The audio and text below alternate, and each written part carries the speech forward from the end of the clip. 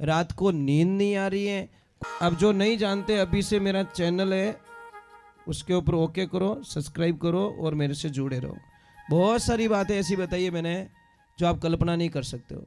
हजारों बातें अंदर डाली मैंने वीडियो के माध्यम से, ताकि आप तक पहुँचे, आप उसका आनंद लो।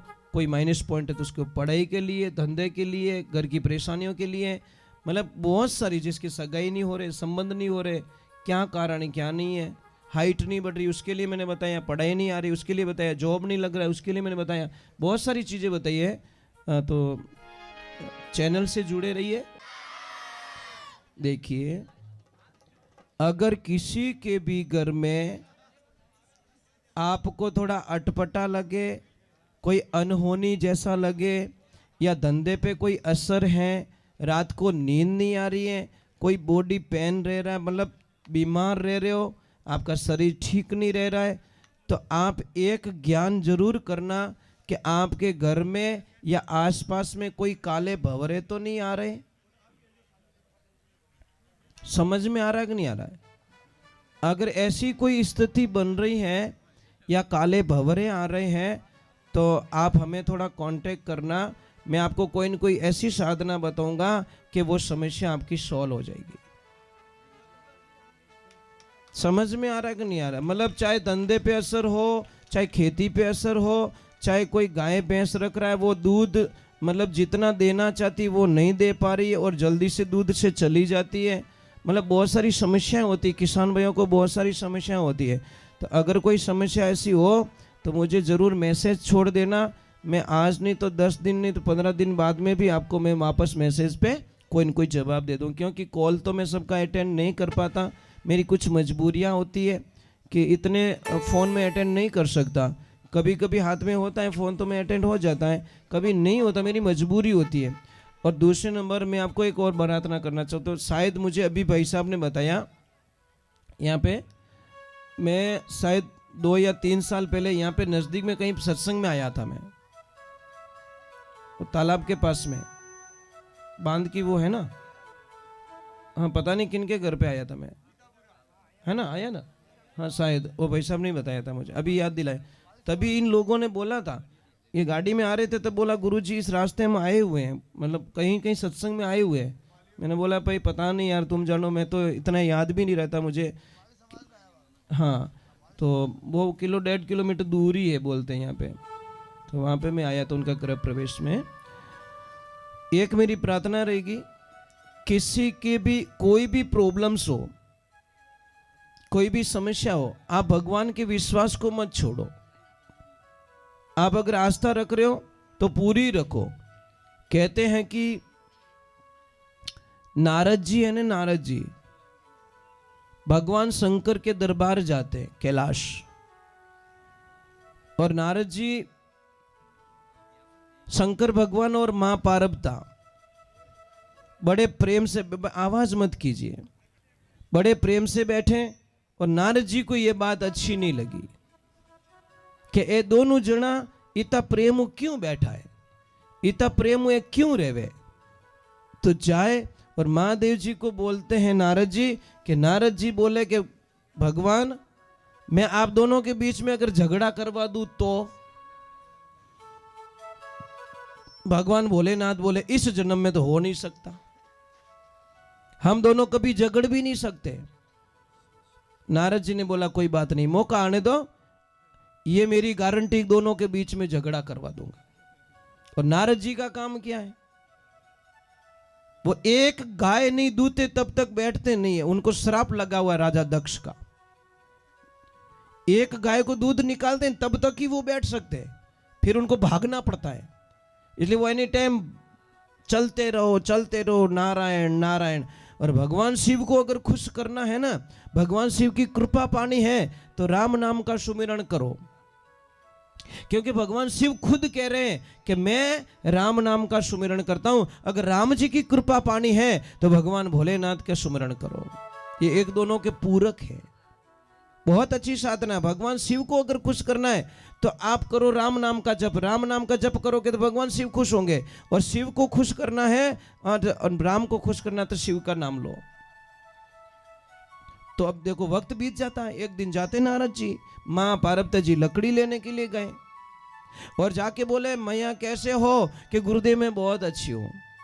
अरे अच्छे तो हो, पर महादेव जी कुछ मन की बातें बताते कि नहीं बताते? कि नहीं नहीं, सारी बातें मुझे बता देते हैं। पक्की बात है कि हाँ।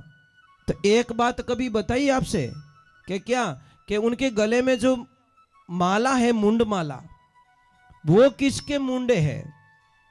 बताए कभी? महापारव तो बोले ये तो नहीं बताए। तो पछे क्या वो मन री बात मने कहवे? आपसे तो छुपा के रखते हैं। अरे झूठ बोलते, वो नहीं बताते किसी को। देखो लुगा यार, एक बार चुंबड़ को छेड़ने वालो चीज है यार, इन्हें अंधविश्वास पैदा हो जावे। ये कारण है, इनको खाली झूठ मूठ ही कुछ बोल दो, इनको सच में लगता है नहीं नहीं सच में मेरे पति गड़बड़ करते हैं। इनको लगता है, ये पूरी छानबीन नहीं करती, इनडायरेक्टली गुस्सा। महापार्वती जी ने बोला कि आने दो, आज तो डोकरा की खैर नहीं है। अब बैठ गई रूठ होके। महादेव जी बोले कुछ गड़बड़ हुई क्या? मेरे से भूल हुई क्या? बोले ही नहीं पार्वती जी। तो महाराज एकदम शंका हुई और उन्होंने इतना बोला कि कोई नारद जी यहाँ पे आए थे क्या? कि हाँ। तो क्या कि इनकी घोटालो कर दियो। पक्की बात है, नारद जी की इनकी मामलो गड़बड़ कर दियो। तो अरे बोल दो, नारद जी ने क्या बोला? कि मने एक ही कियो कि आ माला कीनी पहरियोड़ी है, गला रे माने जी इतना मुंडा लटकायोड़ा है, माथा इतना लटकायोड़ा है, ये माला किसकी है ये तो बताई नहीं आपने। मेरे सामने झूठ बोलते हो कि देवी आपने पूछा नहीं, मैंने बताया नहीं, अभी आपने पूछा मैं बता लेता हूं। ये सारे मुंड माला है ना, ये आपके सिर हैं।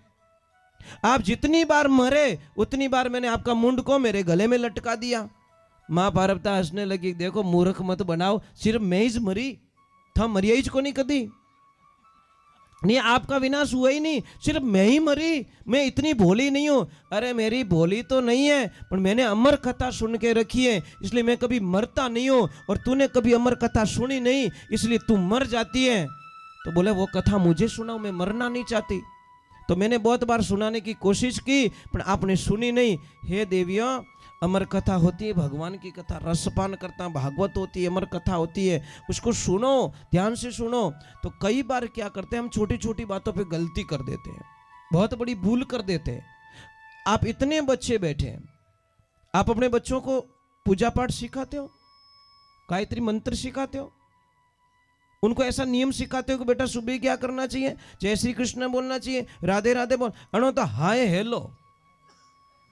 और बड़ी मेहरबानी हुई मोबाइल की, इतनी कृपा हुई है कि तुम्हारे बच्चे तुमसे दूर चले जाएंगे। मोबाइल के अलावा उनको कुछ नहीं चाहिए। अबे माँ बाप इतना खरा लागे टाबरों ने, जिन्हें आप कल्पना नहीं कर सको। मोबाइल नहीं दियो रहे ना तो साहब वो टाबर कांटा कहीं डिसीजन लेवे। इस मोबाइल ने हमारी जिंदगी को खराब करके रख ली महाराज। और मोबाइल जब तक हमारी जिंदगी में रहेगा, हमारी जिंदगी की बर्बादी दुनिया में कोई ताकत नहीं रोक सकती। क्योंकि ये आया हमारी लाइफ में, बोलता मैं ना तो सोने दूंगा, ना तुझे खाने दूंगा, ना तुझे सच बोलने दूंगा, मैं तेरी जिंदगी को रोड पे लाके खड़ा कर दूंगा। और कर दिया मोबाइल ने। बस एक ही बस किन्हों मैसेज नहीं आयो रे तो रोटियां नहीं भावे किने तो, कि आज तो मैसेज आई को नहीं, मोबाइल ने चाट ले घणो ही आई आनंद। ये तो हमारा राम ने याद कर लो यार, ये तो हमारा भगवान ने याद कर लो, वो तो मिस उन्हें कर दो। लेकिन फिर आई मिस यू तो भगवान ने कह दो ना आई मिस यू। हे परमात्मा मैं तेरे बिना नहीं रह सकता, इन डब्बा बिना तो रह जाऊं, पर मैं तेरे बिना नहीं रह सकता। तब जाके भगवान बोले अब तू मेरा हो गया और मैं तेरा हो गया, तब जाके आनंद आएगा महाराज। मोबाइल में रिचार्ज खत्म हो गया रहने, रात नींद ही नहीं, बेटा मैसेज करके रिचार्ज कर अबे रोबे मारे अर्जेंट है। ओ मन डिस्चार्ज होवे तो इस मन को चार्ज करना है तो सत्संग में ले जाओ, हरि कथा सुनाओ, भगवान के भजन सुनाओ, तब जाके ये मन चार्ज होगा और भगवान रो बैलेंस आई महाराज। थोड़ा तो राम जी रो नाम रो बैलेंस डालो कानों में, सुबह सुबह राम जी रो भजन लगाए तो टाबरों हुआ भी को नहीं कि प्लीज। आजकल बच्चियों ने मम्मी को आम बढ़ाई दे कि please mom not disturb me. अब मम्मी क्या कोटा कहीं लफड़ो ठाई नहीं पड़े। बेटा एक ध्यान रखना, जो पापा मम्मी का कहना नहीं मानते ने उन बच्चों की बर्बादी दुनिया में कोई मिटा नहीं सकता, वो बच्चे बर्बाद हो जाएंगे। जो बच्चों अपने माँ बाप ने सतावे वो बच्चों किन्नू ही नहीं हो सके महाराज, एक ध्यान रखना।